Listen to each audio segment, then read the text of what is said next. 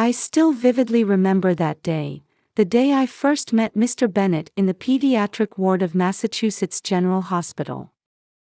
Spring sunlight was streaming through the windows of the patient rooms as I made my routine rounds through the corridors, filled with the familiar scent of disinfectant. An elderly gentleman in an expensive suit visited one of my critically ill pediatric patients. He was the patient's grandfather, Robert Bennett, who would later become my father-in-law. That evening, when his son Michael came to visit, we exchanged words for the first time. He greeted me, in my nurse's uniform, with a natural, warm smile. "Nurse, my father told me about you. Thank you so much for taking such dedicated care of my grandfather."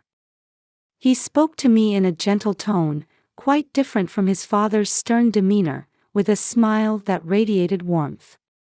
His eyes held a kindness that respected others as equals. That was our beginning. My courtship with Michael was like something out of a movie. Despite his prestigious position as a senior engineer at a Google-affiliated company, he was surprisingly humble and treated me, a nurse from a middle-class family, with genuine respect. On weekends, we would stroll through the Boston Museum of Fine Arts and the Public Garden, and attend classical concerts in old churches. However, the first shadow fell over our happiness when I met his mother. In the quiet residential area of Chestnut Hill, a Victorian mansion stood with dignified elegance beyond a garden where magnolias bloomed in full glory. Patricia Bennett received me in that mansion. In a reception room filled with antique furniture, she maintained perfect poise while pouring tea. Yet from that moment, I noticed something cold in her eyes. Behind her flawless smile, I caught a glimpse of contempt. A nurse? Well, that's a noble profession. Though young women in this area tend to choose more, shall we say, creative careers. The sarcasm in her words was unmistakable. Contempt for me seemed to ooze from her entire being, clothed in luxury brands. After our engagement announcement, the situation gradually worsened. During the wedding preparations, Mrs. Patricia orchestrated various forms of harassment. Most memorable was on our wedding day when she had arranged for the venue staff to mistake me for a cleaning lady. The staff looked utterly confused when they saw me in my white wedding gown. Nevertheless, our wedding was beautiful. At St. Thomas Church in Chestnut Hill, bathed in spring sunlight, we exchanged our vows of eternal love. Light streaming through the stained glass windows seemed to bless us as we stood at the altar. However, the real trial came afterward. My mother-in-law's reaction when I announced my pregnancy still pains my heart. We sat across from each other at her luxurious dining room table. "Oh my, carrying my grandchild. Are you quite sure?" It didn't take long to understand the implication of those words. Soon after, rumors about me began circulating in Chestnut Hill's social circles.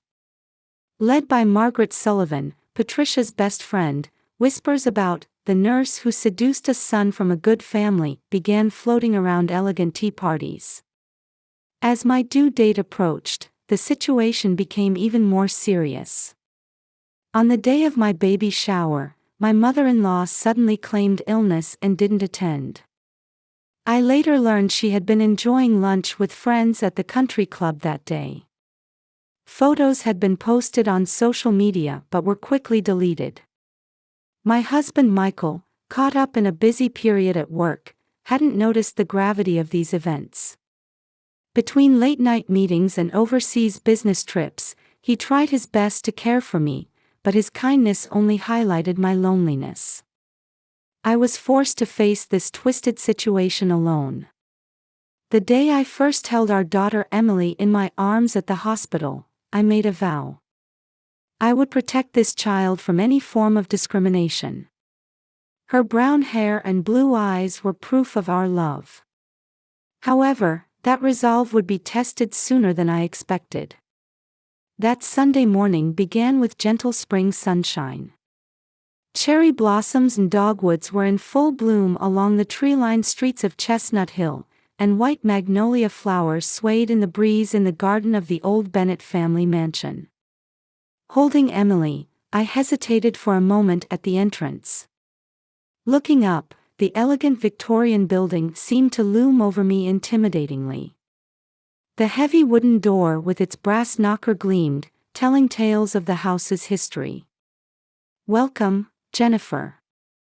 Patricia opened the door with a perfect smile. She wore a Carolina Herrera two-piece suit, specially ordered for today, with a Van Cleef and Arpels necklace sparkling at her throat. Her bearing was as elegant as if she were gracing the cover of the Social Register. About 30 guests had already gathered in the reception room. The cream of Chestnut Hill society was elegantly sipping champagne, surrounded by antique furniture. Under the large crystal chandelier hanging from the ceiling, vases filled with spring flowers scattered light across the tables. "Oh, so this is the baby everyone's been talking about." Margaret Sullivan approached, dispensing false pleasantries. Her eyes examined Emily as if appraising an unusual exhibit. "Does she really look like Michael?" Small laughs rippled through the room at her words. I held Emily closer to my chest, instinctively protecting her from the deliberate malice. The party proceeded with superficial elegance. Exquisite hors d'oeuvres were served one after another, accompanied by fine wines and impeccable service from perfectly trained staff. Yet beneath this refined atmosphere, something cold always lurked. The gift-giving ceremony began. A Hermès baby blanket, a Tiffany silver spoon, a Ralph Lauren baby clothing collection. Each gift seemed to proclaim the social status of its giver. Finally, Patricia stood up. "This is my special gift." She presented a small box tied with a blue ribbon. The room's atmosphere seemed to freeze for a moment. "Go ahead, open it." My hands trembled. Inside the box was a pink cat collar with a Tiffany charm, clearly expensive, but its meaning was cruelly clear. "Oh, isn't it perfect?" Patricia's voice rang through the reception room. "After all, this child is the offspring of a stray cat my son picked up, isn't she?" Malicious laughter filled the room. Before my eyes, Patricia brought the collar close to Emily's neck, her gestures almost like someone petting a real kitten. "Please stop." My voice trembled. But Patricia pretended not to hear and moved the collar even closer to Emily's neck. The baby began crying, distressed by the sudden contact. "There, perfect." More laughter echoed through the room. Tears rolled down my cheeks. At that moment, I thought to take out my smartphone and record this scene. With trembling hands, I pressed the record button as discreetly as possible. "Oh, Jennifer. Why are you crying? Can't you take a joke?" Patricia's voice dripped with false concern, but her eyes gleamed triumphantly. "I'm sorry. Emily seems unwell." I stood up and hastily left the room. I could still hear laughter behind me. In the hallway, I immediately called Michael. It went to voicemail. Right, he had mentioned an important meeting today. On my way to the entrance, I passed Robert Bennett on the landing. He seemed about to say something when he saw my tear-stained face, but I couldn't stop. Back home, I immediately went to my computer and backed up the video from my phone. Then I began organizing the emails and photos I had been saving as evidence of the harassment. Wiping away tears, I strengthened my resolve. No more running away. This humiliation would be the last. That night, Michael returned home after 11 p.m. His tired expression told of a day spent chasing Silicon Valley project deadlines. His dark navy suit was slightly wrinkled from long hours of video conferences. "Jennifer? You're still up?" Michael stopped when he saw me waiting in the living room. He immediately noticed my red, swollen eyes. "What happened? Did something happen at Mother's party?" Those words triggered something in me. All the emotions I had been desperately holding back came flooding out. "Your mother, she did something to Emily." With trembling hands, I took out my smartphone and played the video. The cruel laughter from that room played through the speakers. The screen clearly showed Patricia bringing the cat collar close to Emily's neck. The color drained from Michael's face. He sat down slowly on the sofa, his eyes fixed on the screen. "Is this some kind of joke?" His voice betrayed the confusion of someone confronted with an unbelievable reality. "This is no joke. This is what your mother did to our daughter in front of 30 people today. But this is just the tip of the iceberg." I opened my computer and began showing him the evidence I had collected. Harassing emails from before the wedding. Deliberate spread of rumors in social circles. The baby shower incident. All organized chronologically in folders that opened one after another. Why didn't you tell me before?" Michael's voice shook. "Because you were busy. And, honestly, I had my pride.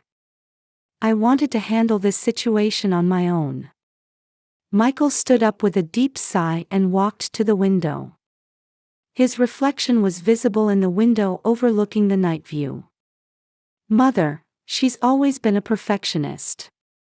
I knew she was overly concerned with family background, education, and social status, but I never imagined it would go this far." He turned back and looked straight into my eyes. "Jennifer, I'm so sorry. I should have noticed. I failed to protect my wife and daughter from this treatment." His words brought fresh tears to my eyes, but this time they were tears of relief. "But that's enough. I can't stay silent anymore. That collar was the final insult." Michael nodded slowly. "Let's go see Father tomorrow. Father he'll make the right decision." That night, we talked for a long time. By Emily's bedside as she slept, we planned our next steps. Occasionally, we could hear the baby's peaceful breathing. Each time, it renewed our determination. The next morning, in the car heading to Robert Bennett's law office, Michael spoke quietly. "Mother needs to change. If she won't, then we need to change the definition of family." The morning sun reflected brightly off the skyscrapers in Boston's financial district. Robert Bennett's office was on the top floor. In the reception area filled with the rich scent of leather, the secretary announced our arrival. "I've been expecting you." Robert Bennett received us in his spacious office surrounded by large windows. Dressed in a navy Brooks Brothers suit, his expression suggested he had already sensed something. "I've already heard about yesterday's incident from Margaret Sullivan's daughter. She was deeply ashamed of her mother's behavior."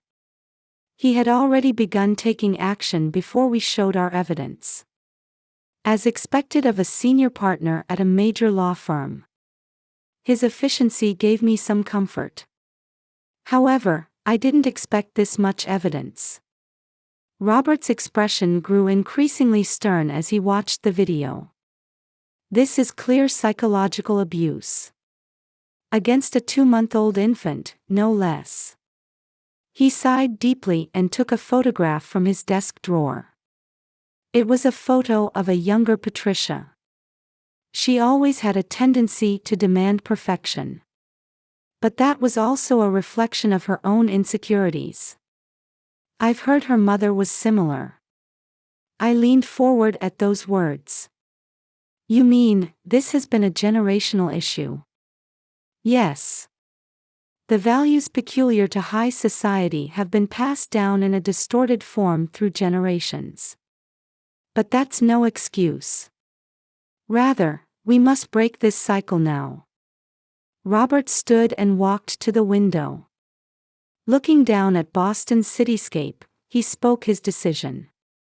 From today, we begin concrete action. First, we'll inform the church authorities.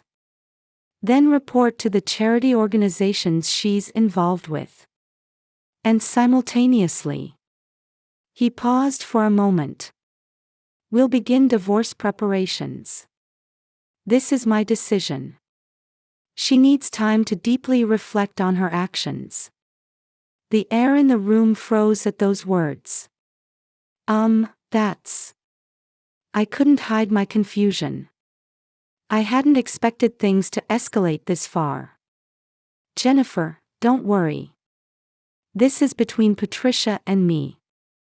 It's also my responsibility for pretending not to notice for so long. Robert's voice carried firm resolve.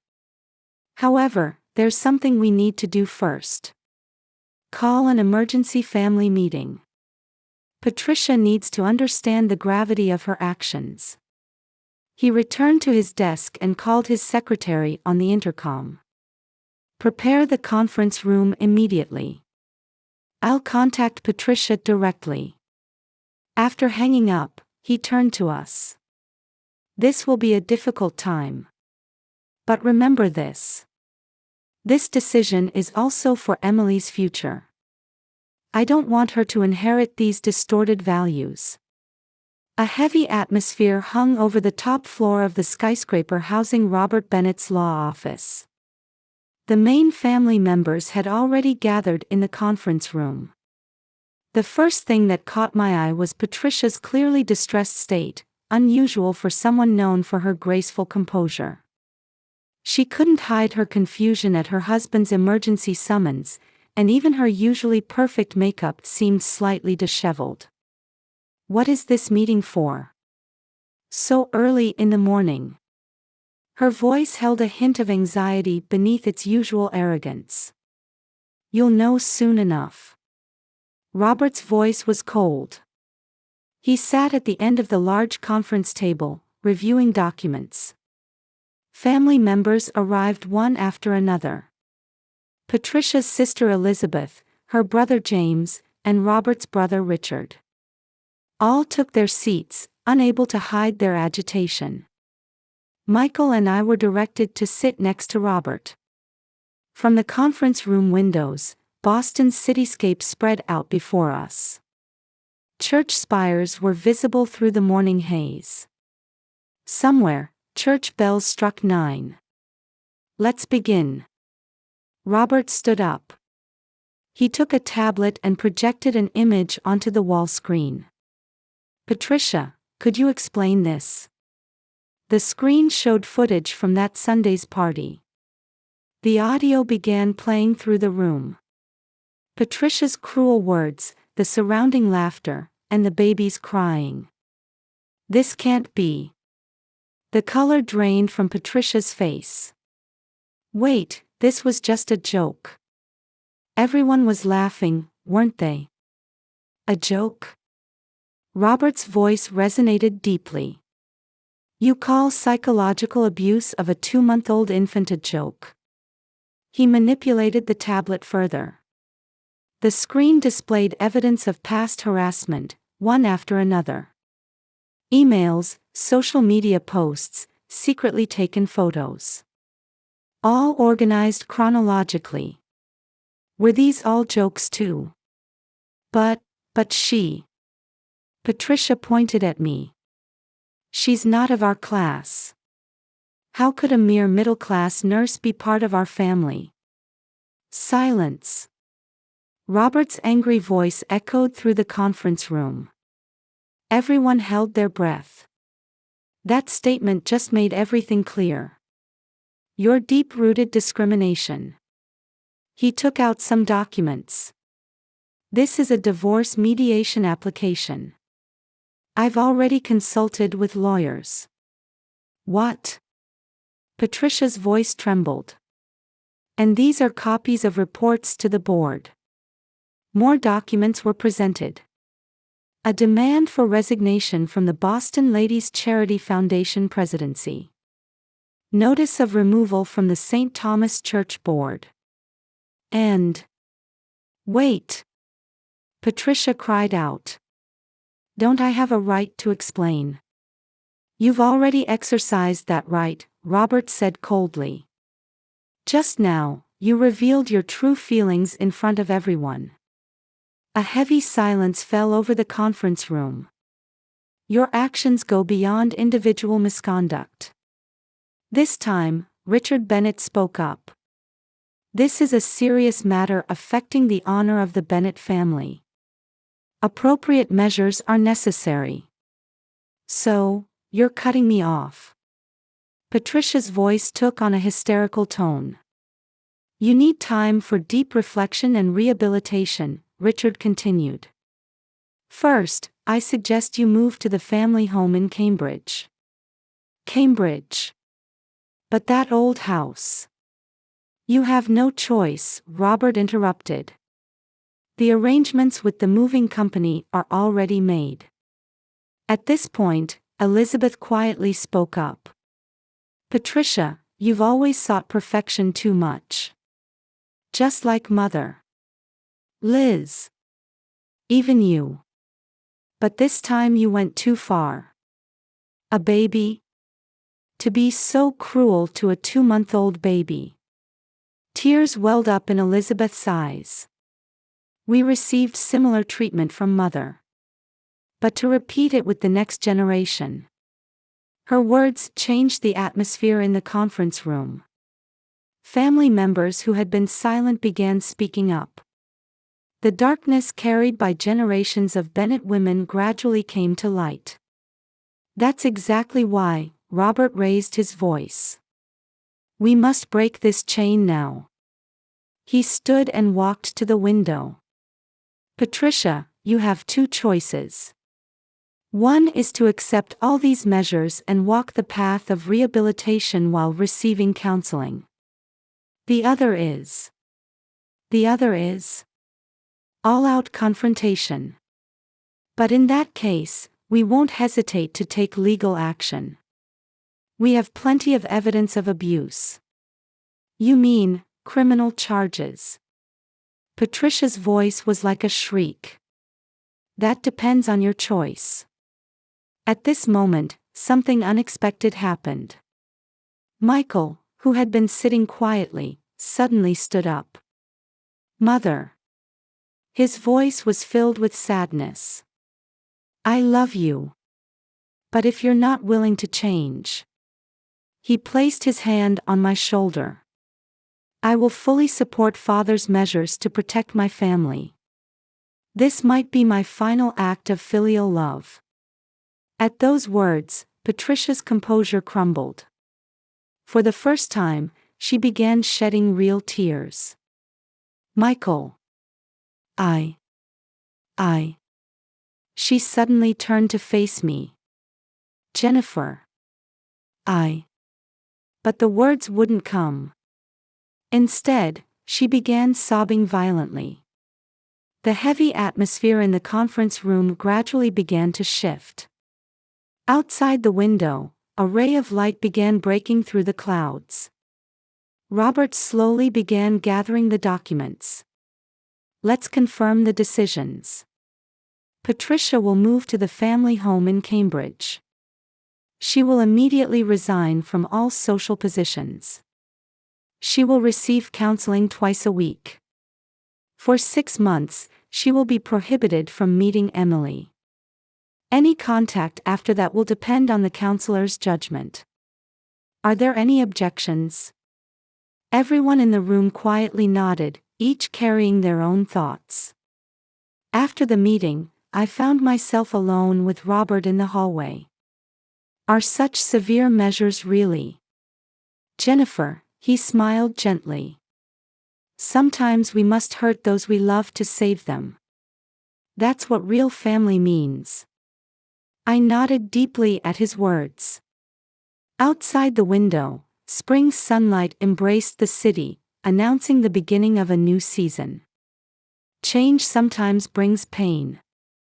But true healing lies beyond that pain. Our new family story was about to begin.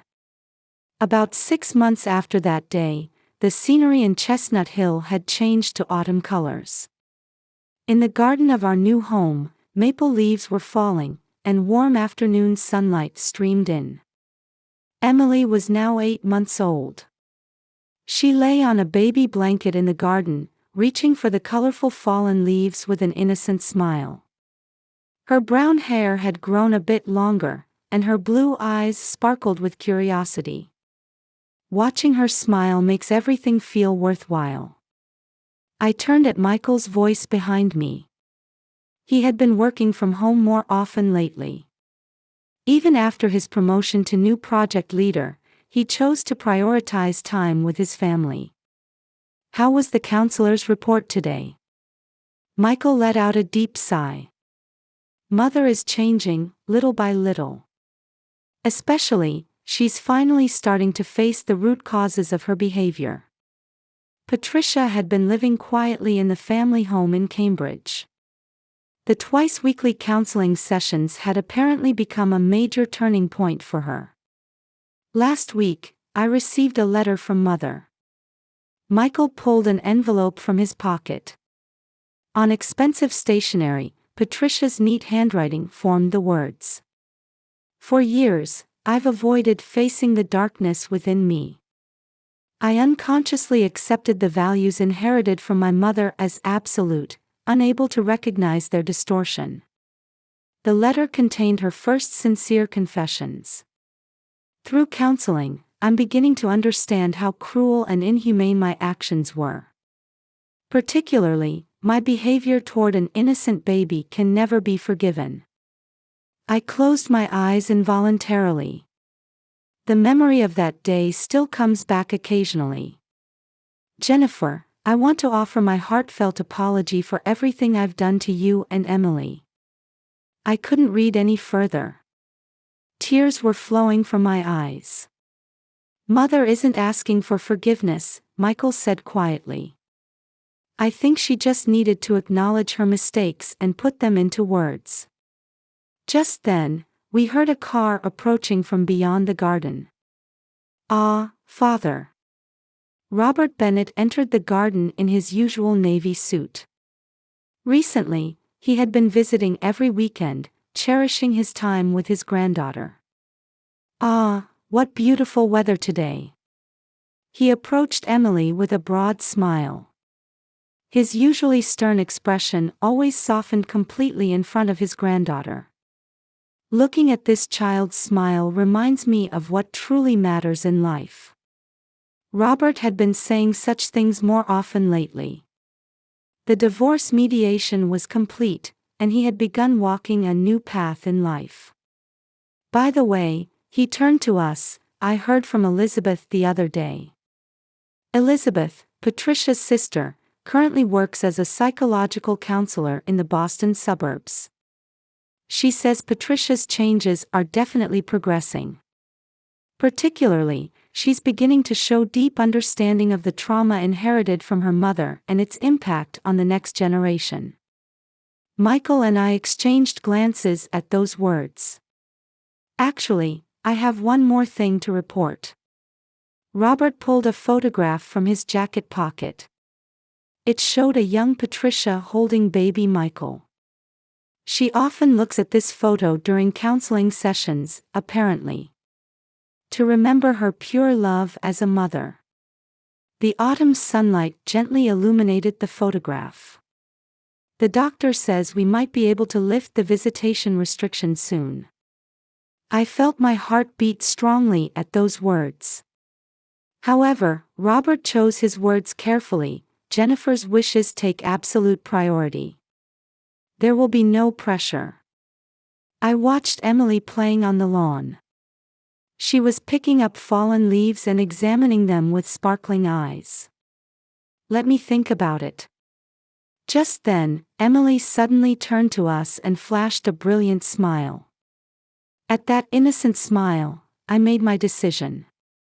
"But I think, someday, Emily will need her grandmother." Michael gently embraced my shoulders. "There's no need to rush," Robert said kindly. "Little by little, at your own pace. That's the best medicine."